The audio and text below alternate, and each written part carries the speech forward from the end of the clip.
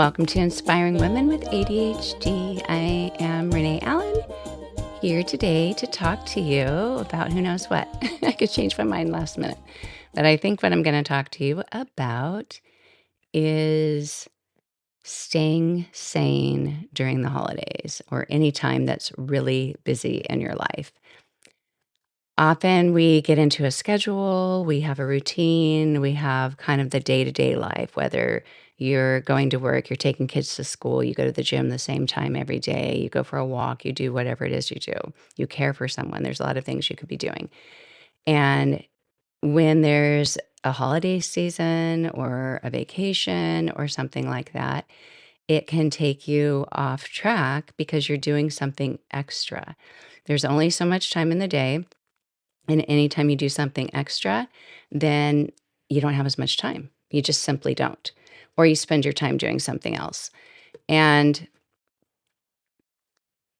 with Christmas, if you celebrate Christmas, and there may be another holiday that you do a lot of things for, you're going to spend time shopping, decorating, wrapping gifts, traveling, planning out travels, planning for people coming to visit. There's so many things that could be going on that aren't normally going on that it can just get you off track. Or there could be parties. Maybe you're socializing more. You're going somewhere on a weeknight where you normally don't, or going out both nights of the weekend.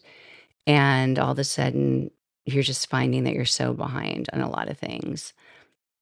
Whatever it is that you have to do, know that there's only so much time in the day. So, of course, if you're spending more time doing something else, other things will fall behind unless you have a backup plan.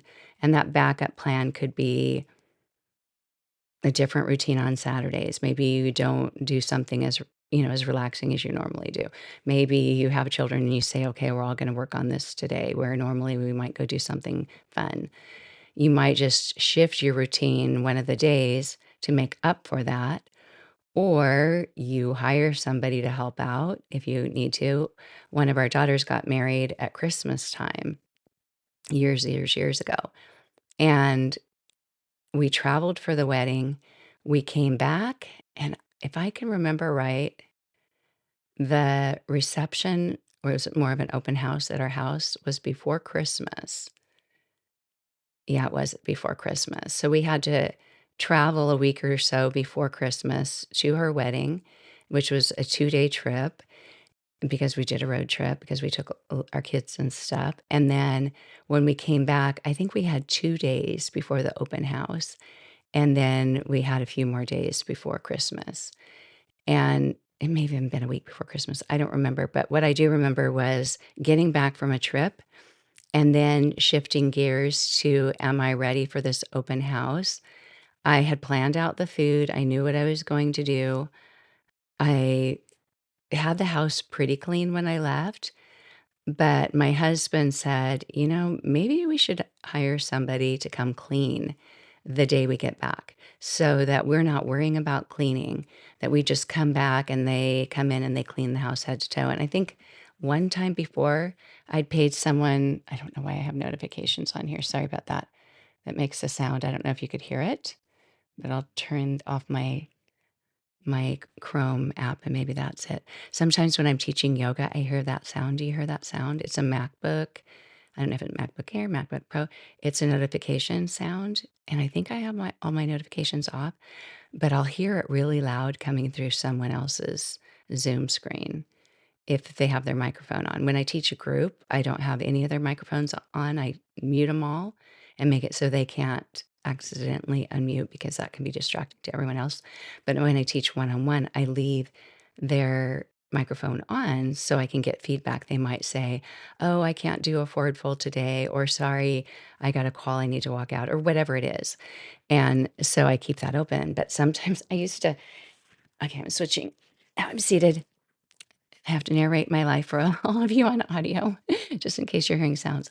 But I'll wear an earbud sometimes, my AirPod, because if I don't, then if they say something, a lot of times I'm saying, "What? What?" Because the sound doesn't come through as good through their computer to my computer. If I have on my earbud, I can hear them clearly, but that sound is so loud. So hopefully it wasn't loud for you. I have 2 MacBooks on right now, and hopefully this isn't gonna make any sounds. I'm gonna have to look into that after. But what was I talking about? Oh, I was talking about this Christmas travel time. And so, yeah, we there were a few ladies that a friend had recommended that would come over and clean your house, and I loved the way that they did it because they would start from the ceiling down. They would well, maybe they didn't clean the ceiling, but they might clean cobwebs or something. Because the idea is, at least in my mind, is anything like if they were to clean a windowsill up above, that might have dust and that's going to end up on the floor or a countertop or whatever. So they started above and maybe people who clean already know that. I clean, but just my own house and I didn't know that. But they make their way down and and then the end they clean all the floors. And anyway, that was our backup plan because we knew we'd be busier. We knew we were traveling. We knew we were doing all these things and we wouldn't be able to do it all. And as it was, my body really wasn't able to do it all because I decided instead of catering, I should have just catered some Mexican food because there were some really good taco trucks companies that could bring in, just bring in their truck and make food, which maybe doesn't sound fancy to some of you people. It isn't fancy. I'm not a fancy person, but some of the best tacos I've ever had were at a reception like that.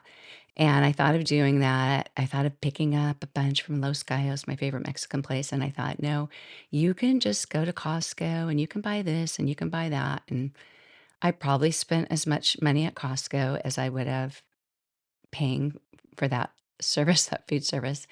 And the day of shopping and just running around, by the time the open house started, I started feeling those early signs of getting sick. When you start to feel it, like, I'm feeling a little fatigued, I'm feeling a little achy, oh, it's my throat, all this stuff. By the end of the night, it was so funny because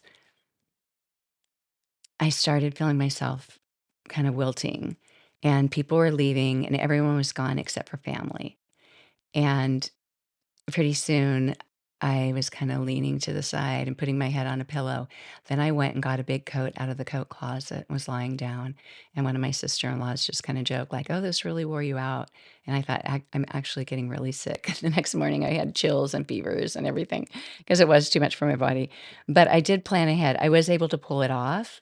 I was able to do it. My body wasn't able to keep up, but I was able to do it. And sometimes you have to do that. Sometimes you have to think, do I want maybe you don't send out Christmas cards. I still do, and I'm debating this year, but traditions are hard to let go of, especially when you love them. And I do love this one. But what started out as those photo pictures that you could just they were cheap long ago. It was like a photo that at the end it was still photo material. I don't know if that's what you call it, photo paper. And to the side, it just said happy holidays or something. And they were long and narrow, and you just threw them in an envelope. Those were cheap. Then I'd go to Costco and use their cards. They were cheap, but I had to put them in the envelopes myself. And then I learned to print out the envelopes and do things like that. But now I don't have a Costco where I live. And I started doing the thing. It's so much easier. It saves so much time to order it where they address, excuse me, they address the envelopes. They do the return address, all of that, and they'll even mail it for you for the price of the stamp. I had to give up for a lot of the people that I mail to. I don't do it for everyone, and my apologies to anyone that's gonna find out that I don't do this for them. But for the majority of my list, I just have the company send it out because it's the same price as a stamp, and I don't have to put the stamps on. I don't have to lick the envelopes. But I like writing newsletters too. I like folding up the newsletters, writing a little note on it, and putting the newsletter in there. But as my family gets older, all of my children are adults now. What more do you say about your family in a newsletter? We moved, same things like that. I and I respect my kids' privacy. I always run it by them, but I'm getting to where, okay, should I do that anymore? But last year, and I keep whittling down my list. I think I'm at 100, 110, 120 or something. I have a lot of relatives, a lot of friends, and there's a lot of people I don't send to. but over $200, I really can't afford that. I really can't afford to spend $200 on sending out Christmas cards. So I'm deciding whether I want to do it differently, and if I do it differently, it's gonna take more time. So how much is my time worth? Well, I'm not getting paid to do anything right now besides my normal thing, teaching, so it's not like I'm using the time to make money in another way. I don't know. I should be, but that's the reality right now. So, all of those things that you might weigh out, what do you do this holiday season that will help you stay sane? What is your preventative method to stay sane during the holidays, to not wear yourself out, get sick, feel like you're going crazy, spend too much money, all of those things? Write down, journal it if you want, write down or find a way to bullet it on a Google Doc or something. One of the people, Pete McPherson's his name, that I have learned from about blogging, and I really only have a few blog articles, but I've taken a few courses with him, and he loves to make things with AI. He makes all these apps, and he made one called Bullet Feeny, and it's a bullet prior priority app, and you can do it on your computer, you can do it on your phone, and I'm just learning it. It's so funny because I'll get tools like this, and then I'll even forget that I have them, and it takes a little bit of time to use them, but I started doing it, and I started making a list of the things that I need to do if I wanna do it the same way or if I wanna do it differently. And if I'm gonna do it differently, how would that be? So think of what you do to celebrate the holidays. It could be Thanksgiving, it could be Hanukkah, it could be Christmas, it could be another holiday. But whatever that is, if it's something you put a lot of effort in and you love doing that, then put all that effort into it. If you love putting a lot of money into it and you have the money to spend, do that, or spend it a different way. Think of how who you want it to benefit, and there's just a lot of options. And so weigh that out so you don't have regrets, or you're not worn out or completely stressed out. I've had holiday seasons where, one, I've probably mentioned this before, I've gained a lot of weight. A lot of holiday seasons, I'd gained 10 pounds, 8 to 10 pounds between Halloween and New Year's, and sometimes Valentine's Day, and sometimes Easter. Sometimes I just wouldn't stop. The weight gain would just keep going or stay on. I wasn't very good about the New Year's resolution where sugar was concerned. But whatever that is that you regret afterwards, whether it was you weren't exercising, you weren't eating right. I made an episode a month ago, 3 weeks ago, 2 whatever it was. Look back a few episodes about s starting your healthy goals and setting your healthy goals and beginning implementing them right now so that they're easier to maintain once the holidays start. And you make them flexible enough to allow for a party, an event, traveling. At the same time, also prep for it. Don't stress yourself out. Don't add more stress to the holidays because you're trying so hard to stick to this goal and it's super, super hard and you're hating life because of it. Make it something you can live with, but also make it so that you're having a better time. Your body and your mind and your emotional system and your brain will all be in a better place, I guess. I don't wanna say better health, better place, whatever it is. They'll they'll be better. You'll function better if you're taking care of yourself and if you've not overdone it, you're not overdoing it. What is overdoing? You have to decide that. You only have so many hours in the day, not staying up so late that you're not getting the sleep that you need, and then you get so sick. There's just so many illnesses going around right now, it's no fun when that happens. Last Christmas, I got the walking pneumonia, the early whatever you call it, pneumonia, but yeah, pushing, pushing, pushing, and having fun pushing, but there's a lot of fun things to do. But it's just like going to, a smorgasbord, a buffet, restaurant or something. You can't have everything on the menu. So you have to pace yourself and see what means the most to you this Christmas, this Thanksgiving.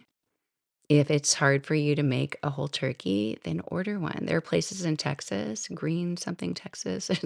Some company, I can't remember if the town has green in it. I'm so bad with names.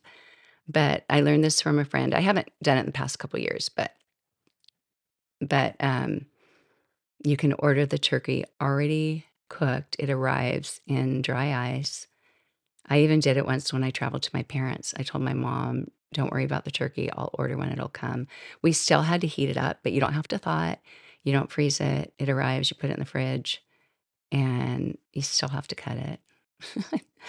As a person who has that, the overwhelm, the things that some people don't mind doing, that's kind of the deal breaker for me. It's just like, "Oh, but then we have to cut the turkey." And my husband will do it. He doesn't love it. I don't love doing it. My son-in-law will do it, but he wasn't here last year.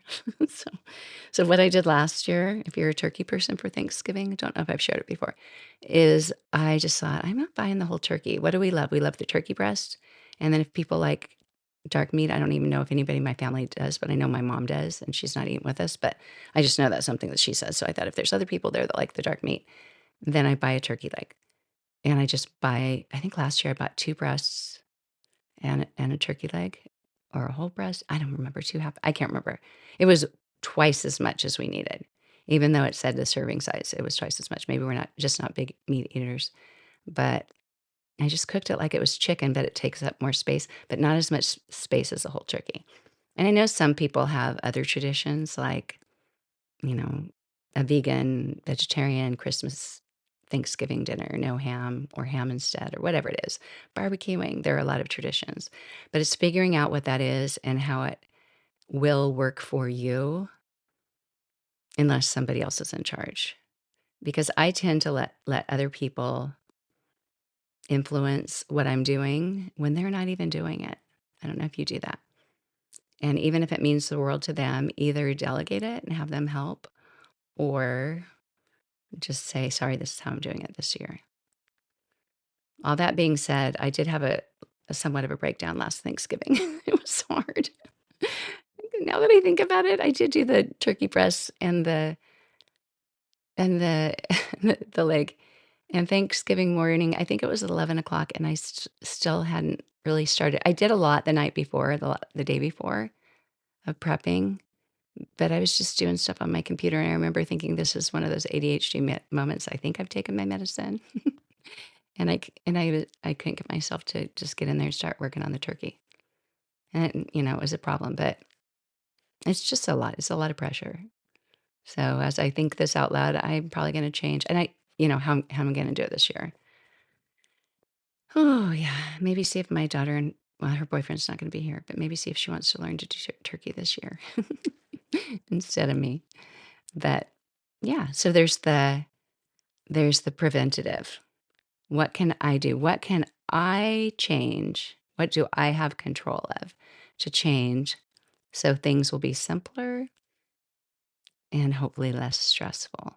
There are going to be things that you cannot change that are out of your control. How people interact, who comes, who doesn't come, who said they were going to come, who doesn't, who gets sick, all that stuff. Those things aren't in your control. And you have to brace yourself for that happening, for things not going as you would hope they would. And give yourself some tools in the moment to deal with things that happen, whether it's just having the energy to do it, the momentum to do something that you want to do. Let's say you say, yeah, I'm going to make Christmas cards, or yeah, I'm making the whole Thanksgiving dinner. It is my favorite thing. And you wake up that morning and you're just not getting going. Having some tools to get yourself to do it. What would that be? I don't know. Maybe somebody that can help you, an actual person, an actual person, but a person who's doing it side by side with you. Because when you have anybody working with you, even if they're not actually helping you with the one thing that only you know how to do, that is a part of accountability. Accountability, like co-working, is just working side by side. So having somebody else get up at the same time you do to cook or come over and help you wrap presents or any of that. Or plan a movie night and you work on this, you're making a craft for Christmas, I'm working on my cards. I used to bring my cards I think, to my kids' basketball games and sit and do them while they were playing basketball. Mom of the year, right? But I did what I could do. So fitting things in where you can to make it doable and If you're finding you need a break and you don't have the stamina, give yourself that room to do that. Whether it's a nap, whether it's a walk. Last Thanksgiving, I said I had a little breakdown. I just was feeling like I need to keep going. I need to get going. This is once I started making dinner and people were coming in and things weren't quite ready and all this stuff. And I knew it would take more time. And I just could feel all the tension building in my body. And I thought, you need to sit down. You need to sit down. There was a lot of noise in the house and stuff. And I just went somewhere. I literally, kind of scrunched down in a corner, like I was hiding or something, like playing hide and go seek, like I'm just going to go hide over here. And I did that. And then my other breakdown, oh gosh, now that I think about it, I mean, I think I'm good at these things, and I guess I am because I gave myself some coping mechanisms, like going and sitting in a corner by myself and just telling myself, "It's okay to come stay here for a while." And then I got back up and I did more, and I enjoyed it. I enjoyed the meal and everything. But after dinner was over, I just had some weird energy in me and decided I'm gonna go out and jump in the swimming pool, and it was cold, and the water was very cold. And I'm not a cold plunge person. I wanna be a cold plunge person, but I haven't been. It's kinda painful. But I thought I'm just doing that.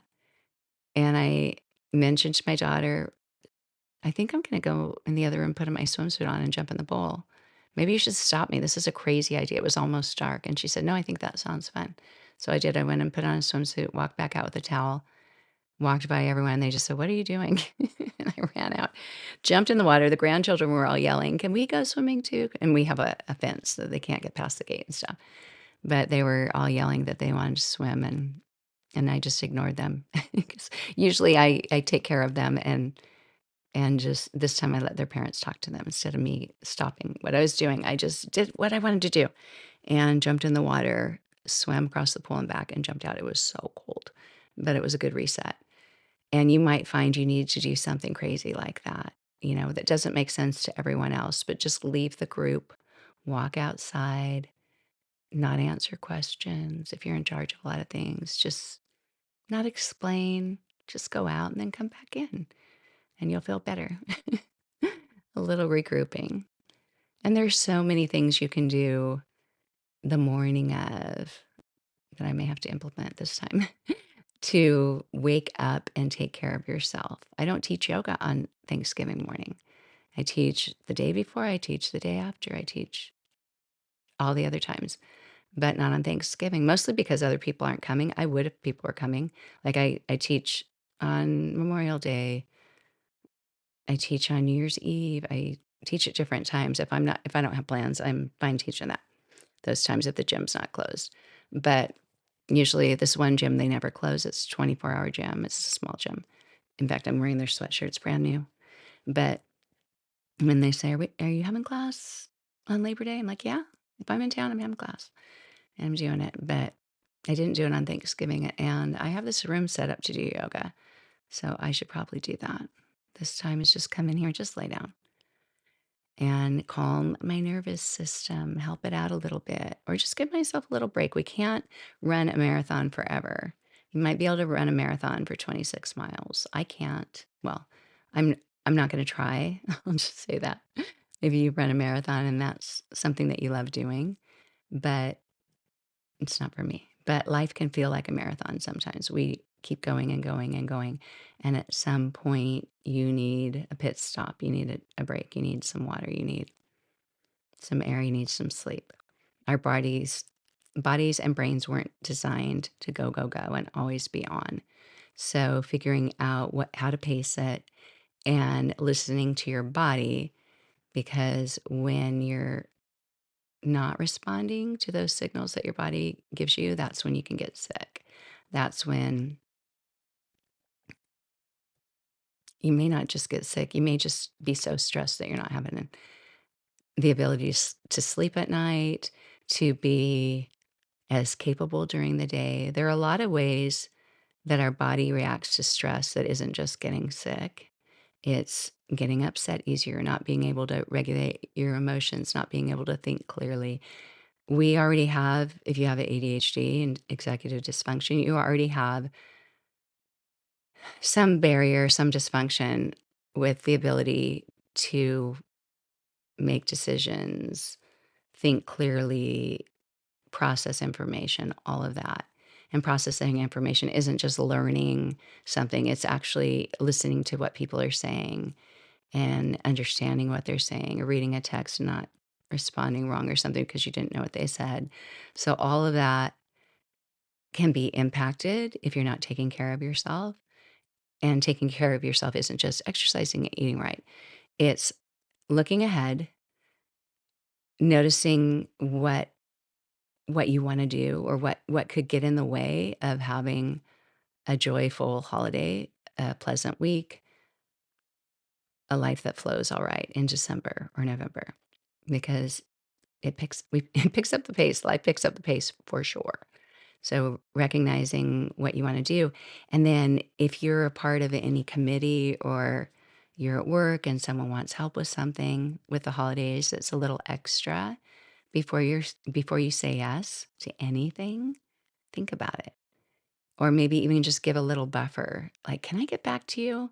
Or if it's a text or an email, you can always wait and see if other people respond first. But if you think, "Oh, I wanna do that, I can do that," still wait because you might be forgetting something. Like, I just took care of my seven-month-old grandson and five-year-old grandson for a week. I said yes that evening. I did wait a little bit. I said, "Let me talk to my husband, to dad." And I did give that buffer first to make sure he was able to help with things, but I didn't check my calendar. I didn't give enough of a buffer to know all that was going on that week. It was a bit crazy. Thankfully, my Sting concert got canceled because that would have just made it way harder to do all that I needed to do. But that was serendipitous. It was a lucky accident. Is that what you call it? Even though I would have liked to have seen him, but now I can still get to see him. Now I still get to look forward to seeing him when it's postponed, because that's half the fun of going to a concert. I don't know if you love concerts like I do, but okay, back to the holidays and stress. Okay, we've got the prep work, looking ahead, seeing what you might tend to do or what you want to do or what you've done before, and if you're going to do it any differently, if you're going to do more or less, whatever. If you're going to ask others to help you, if you're going to hire somebody to help, any of that. And always overestimate the impact it will have on you instead of underestimate. So if you think, I can probably do that without help, when that day comes, you might be able to, but you'll probably be wishing you'd asked for help. So always underestimate your capability or capacity, because other things come into the picture that day that you may not plan on. It's kinda like, getting ready to go somewhere and you think, "Oh, I have 10 minutes to get ready, I'm gonna do this." But if you plan on it in a perfect world of driving away right when you're ready to walk out and not have 3 other things come up, that might distract you last minute, or go out and realize, "Oh, I didn't take out the trash," or whatever it is. You always underestimate the time. Is that right? Underestimate? Yeah. Because there's other factors that come in that don't happen in that perfect world. So that's the first time, is the planning and preparing and making adjustments either to your schedule, your plans, your traditions, or who might help with it. And then there's the actual day, maybe prepping that day, maybe spending some time. If you're a spiritual person, it could be a devotion, it could be reading scriptures, it could be praying, it could be meditating if you like to meditate, it could be doing yoga, it could just be listening to music. And it might seem like, I don't know what the word is, like it's not logical that if you wanna hit the ground running, that you wouldn't start with something mellow. I used to think that when I first started teaching yoga, I knew there were morning classes, but I started teaching Monday, Wednesday, and Friday, and I thought, "Who's gonna really wanna come on a Monday morning?" Because Mondays for me are always the day it's like, "Oh, good, the weekend's over. I'm gonna get so much done today." And I was always like, "Oh, oh," plowing through life. And so I thought the idea that somebody would drop off their kids for school or say goodbye to whoever, or before they go to work, they're going to come in and go to a yoga class.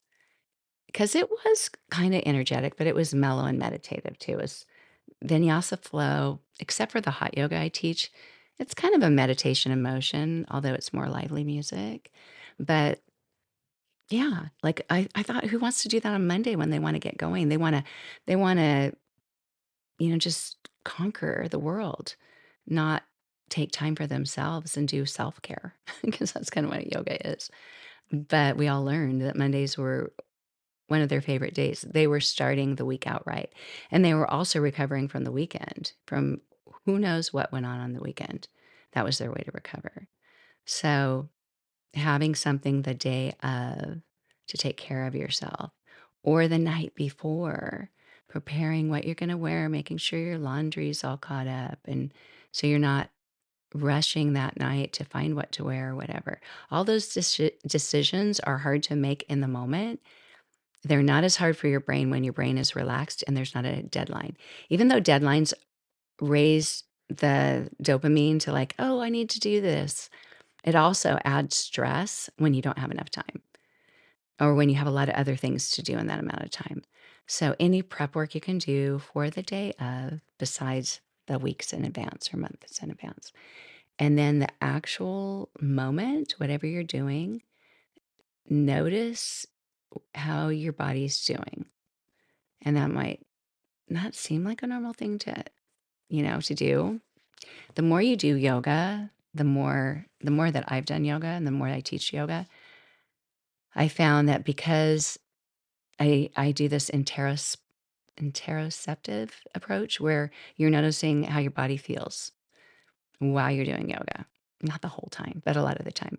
So, you're like, "Oh gosh, my lower back is just so relaxed. Oh, my shoulders are opening. Oh, something's different with the shoulder on this side than the other." You're noticing all those things, and that helps you do yoga in a way that's safe for you and not just do something because you're supposed to do it, but actually take care of your body. But it also gets you into the practice of noticing what's happening in your body. So if you notice that you're all tensed up, and usually we are, even if we're relaxed in yoga, if I ever think to say in a yoga class, see if there's room to soften in your mouth. So right now, just notice what your mouth's doing. And usually the mouth is kind of coming inward together. That's tension in your mouth. There's muscles that make that happen. So to relax that, to soften that, you have to think about it. You have to manually just kind of let that go. It's like you're letting go of some weight. And when you do that, it not only happens in the mouth, it happens in the cheeks and along the neck and into the shoulders, into your back. And it's creating this response in the body that's more calming. It's taking you out of that sympathetic nervous system, that fight or flight, that go, go, go, go, go. And you might need to go, go, go, go, go.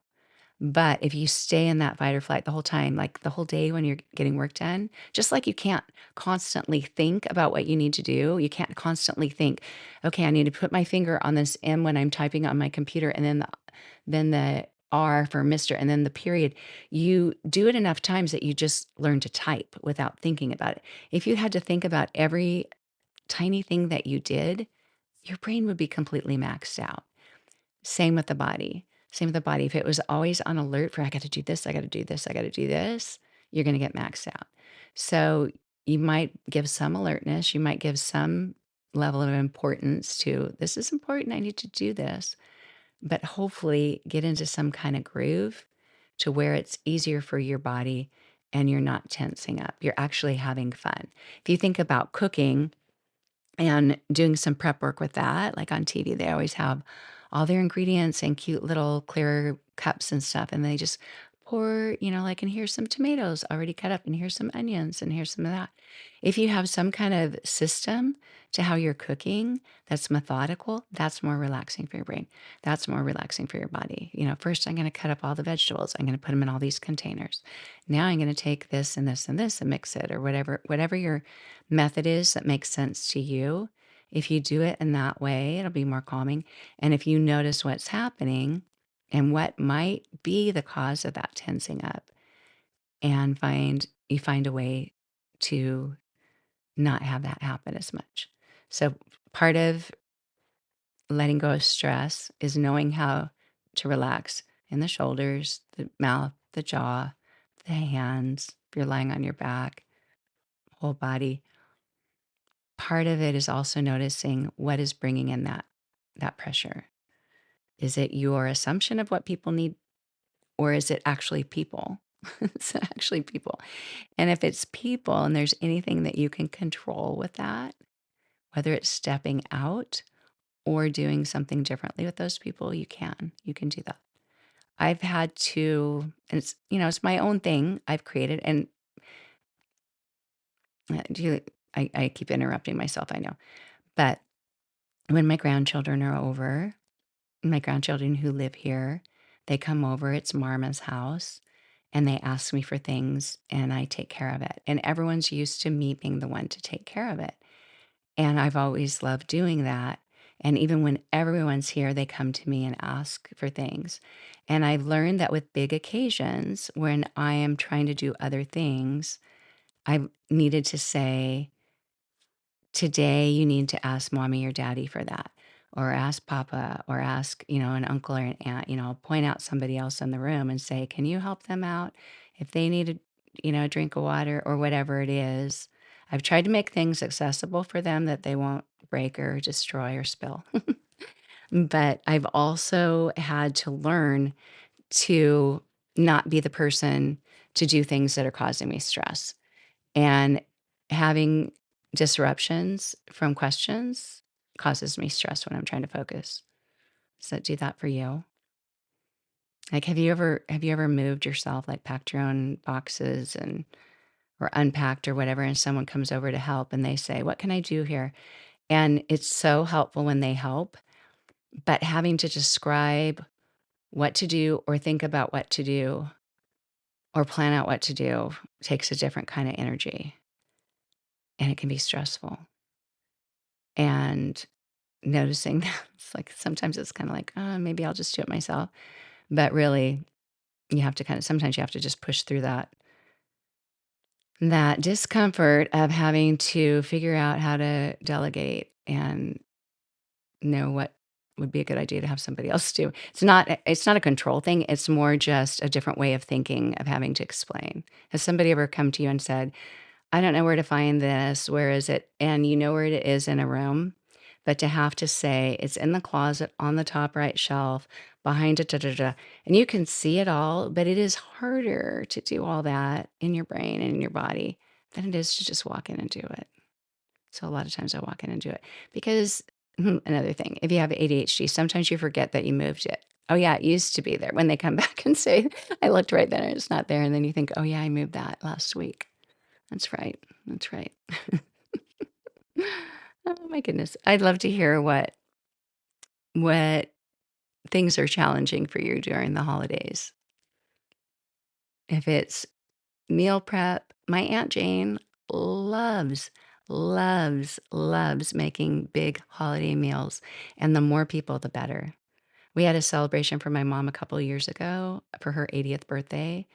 And my Aunt Jane said, everyone come over and eat because we were all gathering in the city where she lived.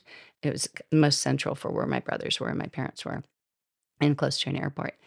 And she said, everyone come over. And she made, I swear, she had a million rolls. This wasn't even Thanksgiving. This was Labor Day weekend. She had trays and trays, like she was a caterer of homemade rolls. She made every single one of them and some kind of brownies. And the food was fabulous. And she said at the very beginning, and 100% authentic, so full of joy, just beaming, just giddy as can be. This is my favorite thing to do is to gather people together for dinner. I had to start over. I forgot to turn off the sound on the outro song. It's called an outro song. I don't know if you know this. On a podcast, there's a song at the beginning that's the intro, which makes sense because we're used to saying introduction, but outro, that sounds weird to me, but it's what it's called, an outro song. And because I can't make up my mind, I have about 7 or 8 different versions. And right before I started, actually, I have more like 10 that I've clipped in different ways.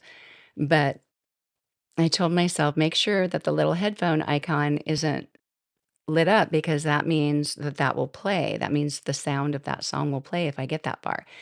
And in my mind, I thought, "Oh, you don't need to check. I probably turned it off, and I don't know that I'll talk as long as I did on the last recording." Well, I've hit 40 minutes, and yes, I have talked as long. So the song from last time just started playing. I'll probably cut it out, uh, but anyway, I have to explain because I don't know if it'll naturally if I got to a spot where, like, if I started talking again, it would sound natural or not. It might sound like, "And," and I was talking down here. All those little things that I shouldn't care about. But, okay, back to my Aunt Jane. That's her forte. So that might be your forte. You might think, "Why Renee, why is it even hard for you to cook dinner? It's so fun, so fun." And it might be. It might be your favorite thing, and that's super fantastic. I don't know what my favorite thing is right now. I think it's Christmas morning. I like Christmas morning, I like Christmas Eve. I don't like cooking on Christmas. I let my kids know that years ago. I don't cook on Christmas Day. I like making stockings and choosing things for that.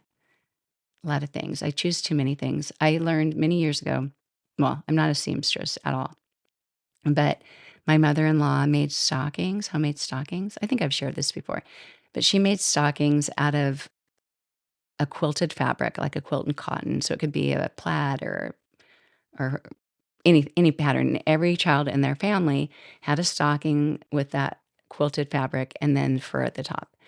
And they didn't have their name on it or anything, but you knew by the color of yours and the pattern that it was yours. And when then I married my husband, she made one for me and one for my husband. And I thought that is so cool because I grew up and I didn't have any regrets at all.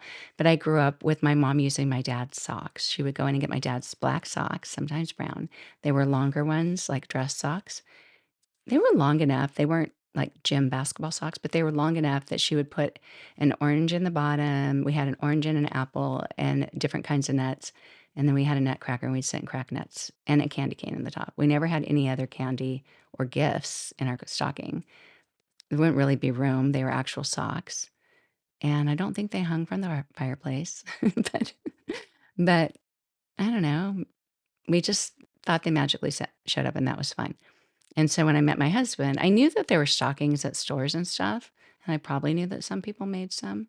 I know it sounds like I lived in a cave or something. I didn't. This is just how we did it in our family. But I thought it was so great that my mother-in-law did that that I thought I'm going to do that for my kids. But I'm not a good seamstress, and I like to eyeball things. I don't like to use patterns. That's part of the reason I'm not a good seamstress, and it's so ADHD. If you look at a whole bunch of steps and you rebel against half of them and you think, "Why would you do it that way?" I'm just gonna do it this way, and, you have some sort of confidence about something you don't know very much about, and sometimes it works out, but a lot of times it doesn't. It can also interfere with cooking. But I made my own stockings for us, and they are pretty great. They're, not straight or anything, but they're so much bigger than the ones she made. Eventually, after she died, after my mother-in-law died, my sister-in-law gave, she gave all of us some of my mother-in-law's Christmas decorations, which is really cool. We have some of her ornaments and a few of the decorations on the wall. But she gave us each our stocking. And she told us when we had children, you get your own children, you get your own children's stockings, you give to them, I'll give it to you. But I look at mine, they're so much bigger. And so I feel like, well, now since they're so big, I might as well put a ton of things in it. And it's pretty fun. It's pretty fun, but it can be expensive. Everything's gotten so much more expensive. So I'm trying to rein that in a little bit. But yeah, the holidays can be super fun. I plan a favorite things party each year. I love that. I don't love cleaning the house first. I did have somebody help me clean it last year, and I should probably do that this year. I should reach out to her. But yeah, notice the signals in your body. Notice what's going on. Give yourself a break. If you need the simplest little breathing practice, when you're around other people, like maybe you can't leave the room and you can't even, you're sitting at the dinner table or whatever. You're in a party, you're in a situation where you're not going to leave right now. It wouldn't be quite right, or you don't want to leave, but you do need to relieve stress. Just notice your breathing. You can do this right now. Just notice each inhale and notice each exhale.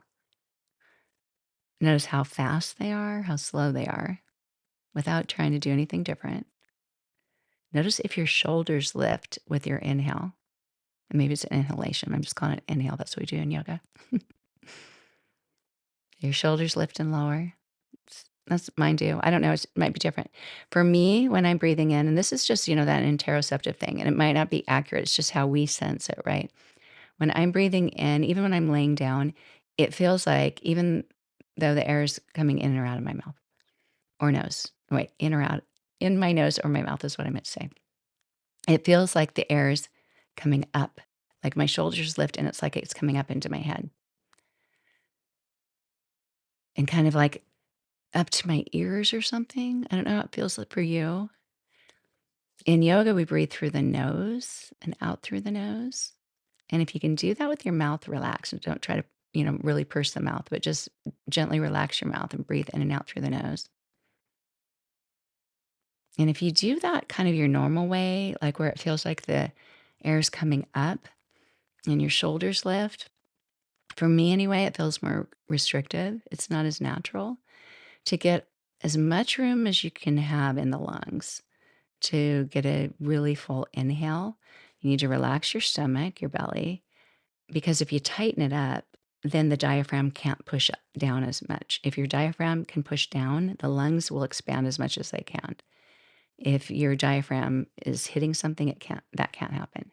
The other thing is if you're creating width in the rib cage, you start that in the throat. This is how I do it anyway. I don't know, I've learned different techniques from different people. This is how it makes sense to me. It's my method. Other people might do it a similar way. But you widen at the throat, like right here in the neck. And so you widen there as you breathe in. And as you widen in the throat, you feel so much more width in the rib cage. If you're standing up, it's forward and back and sides and in the throat. And if you keep doing that, notice if the shoulders are lifting as much or if it feels like your air is coming into your head. For me, it doesn't. My ear, it doesn't feel like to me it's going even past the nose. Is that important? I don't know. But it is a more expansive breath. It is more calming for the body. There are books written, and I have a few of them on, stimulating the vagus nerve and getting into the parasympathetic nervous system mode. I don't know what the proper terminology is for that, but getting yourself to relax, getting yourself into that rest, digest, restore, calm, more functioning mode. Your brain will work better. Your body will be healthier. You won't have the cortisol levels, the stress levels. So that is reducing stress. You do everything you can. You put up that fence and try to keep things from coming in. And then when it's actually happening, you say, oh no, where do I adjust? Where do I course correct?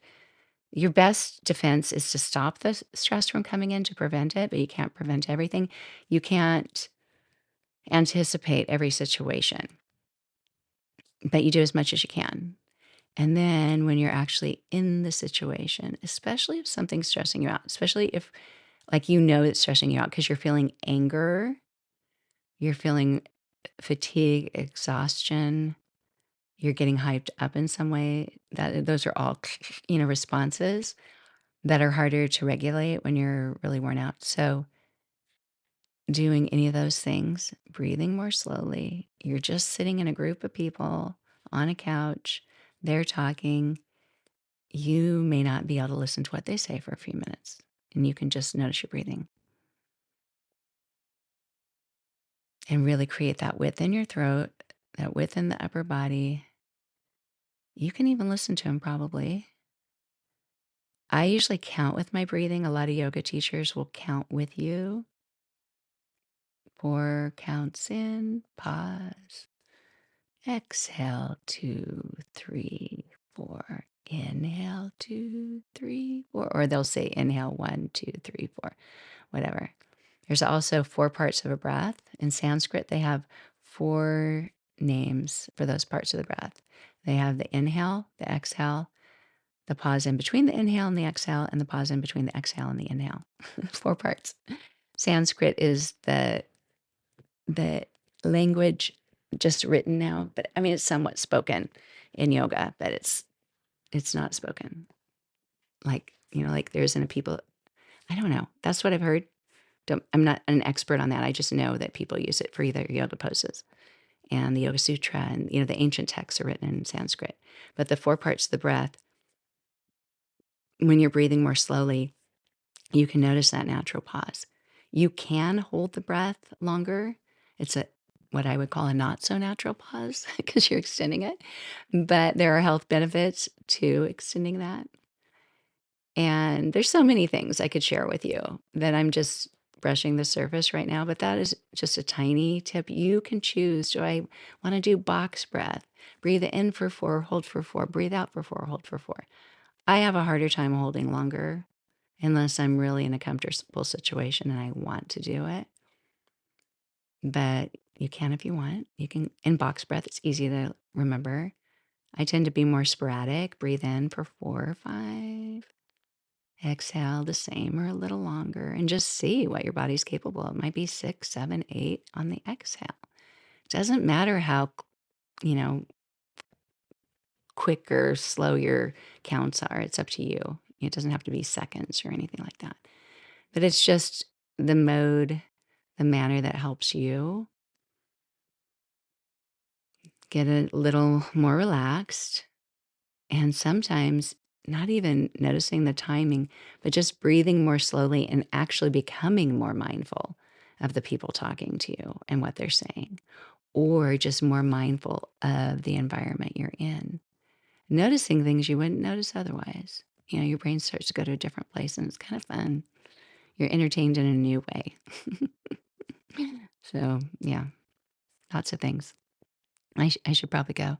I'm actually doing pretty well today. I didn't back this up with one, it's not quite dark yet, so the light's not changing too much. I have a yoga class in 55 minutes. I'm not ending with my alarm going off telling me it's time to get ready for yoga. So that's good. But I do want to tell you something that I'm planning to do. Heaven help me. I hate to announce things. Consistency is hard, but this is something I've wanted to do and I've been planning it out and I'm planning to do it. So I am going to make a little program to sell on Black Friday. And it's about calming the nervous system, staying calm through the holidays. And this little program will have little morning and evening things that you can do. You don't have to do it every morning. You don't have to do it every evening. They don't take very long. It could be something that you do with me. I'll have videos, I'll have audios, and I can break down things easier on video. These microphones that I have here block out when I demonstrate breathing because they're not designed for that. But the ones that I use for yoga will let me do my breathing and you'll be able to hear it if you want to. You don't have to. I mean, I won't make it, painful to listen to. But there are different kinds of breathing techniques that are easy to learn. I know for me, there are some that I really like and some that I don't like, but some of those that I don't like are other people's favorites. So I'll show you different ones and you can do what works for you. But it's a way to stay sane during the holidays and get little tips, little calendar that every day you can look and see what have I done? Did I do something in the morning? You can choose what to do to reset in the morning, be ready, be braced, to notice throughout the day, at the end of the day, see how you did, give yourself a little evening routine, and go to sleep hopefully a little easier. I've also been wanting, this isn't actually in my plans because it seems like a weird thing, but I've always wanted, I don't know if you like to take hot baths, but I've always wanted to make a bathtub yoga video wearing clothes of some sort. I mean, maybe I wouldn't have water. I don't know, that seems weird because if you have electronics I haven't figured it out, but we have a really big bathtub, and there are things that you can do in the bathtub that are very calming, like a forward fold or a twist or something, and with the water, it feels pretty cool, and I thought it would be fun to make, like, just a 10-minute video. It could be audio too. Video is nice because you can see what to do. Some people get confused if they don't know what to do. But not everybody wants to prop up a video, when they're taking a bath. Audio you can listen to. So maybe I'll have it both ways like I do with this. But it'd be kind of a fun idea, especially in the winter time. But yeah, watch for that. Black Friday's coming right up. I realize that. So I've got to get this, I got to finish this up. I've been planning it out, and it's just going to have like a little calendar checklist, little video lessons. I can send a little email each day with some tips, and every day give you something else that you can do. But also, I don't know if I can set up the video library yet, like where I can have it like a course. I don't know how to do that yet. I don't think I can do that in time. Maybe later I can get it in that format. But you know how people have online courses where it's like, click this, and then you go to the next module. I'll probably put it on my YouTube channel unlisted, and each day when I send you the information, you'll have the link to it so that you can just click on it from there. And then once you have access to it in your YouTube account, and my YouTube account isn't big enough that there's commercials. So it's not on YouTube, from what I've learned, it's not a thing. Like with my podcast, I have to choose that I want to have commercials and make money with it. Right now, I don't have enough listeners that it would even be worth it to do that to you, like make you listen to commercials. And I get what, 30 cents a month or something, wouldn't even pay for my, my publishing, hosting website, but that's okay. But with YouTube, from what I understand, they're the ones who decide, oh, she's getting enough views. We're going to start running commercials, and then they just send you money, which would be nice. It'd be really nice. But right now, there's no threat to that. That being said, even if you listen on audio, go to my YouTube channel, find it, Inspiring Women with ADHD. There's also Renee Allen Yoga. I don't have that much on there really. I mean, I have a ton on there unlisted that no one has access to. But I'll put the yoga from this. I'll probably put it in both places, on my Renee Allen Yoga and the Inspiring Women with ADHD YouTube channels, because depending on where people know me, they can access it through there. But anyway, calm throughout the holidays. Daily yoga, breath work, staying sane, and just little things. I know when I've been in a little mode of every morning I wake up, I used to have a yoga mat to the side of my bed. I don't know why. I don't now. I don't really have room for it. It's where you walk to go to the bathroom in this house. And I don't know, I don't want people walking on it. The other house, I was on that side of the bed. And I would just kind of fall out of my bed, fall onto the floor, and just go into child's pose and it got to where I was just doing the same 3 poses. Then I'd stand up and it's like, I'm ready. And it didn't take very much time, 5 minutes maybe. It was such a great start to my day. And if you pray, you could even just go down child's pose, is like on your knees to pray. But instead of your, up to a bed or something, you're just down on your head. I don't know, maybe that's where it originated from. They have prayer hands in yoga. Do you know that? Anyway, I get so excited when I talk about yoga. But I get excited just talking to you too about anything, actually. So thanks for listening today. And I think that's it. Let me know. I always say I think that's it, and then I think of more things. But do let me know. Reach out to me some way. Hello at reneeallen.com. Renee dash, there's a little, that dash, reneeallen.com.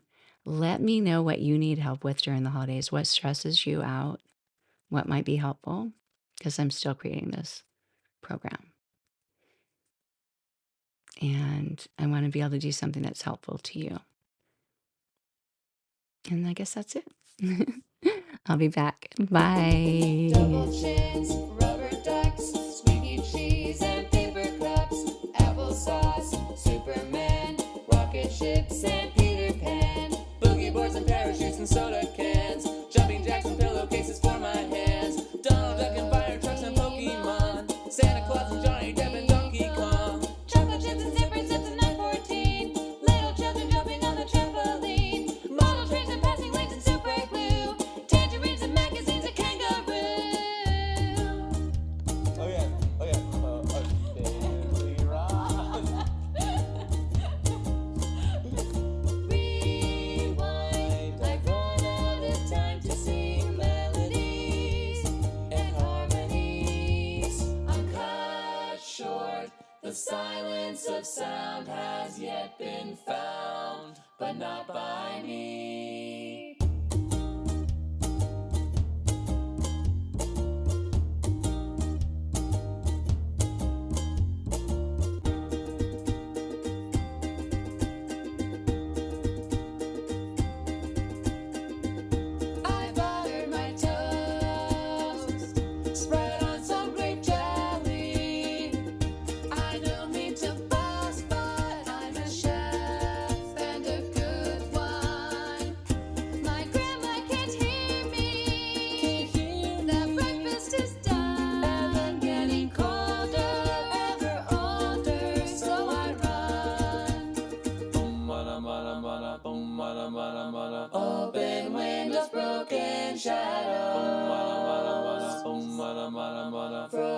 dreams are left for tomorrow. Without a cause, no time for a pause.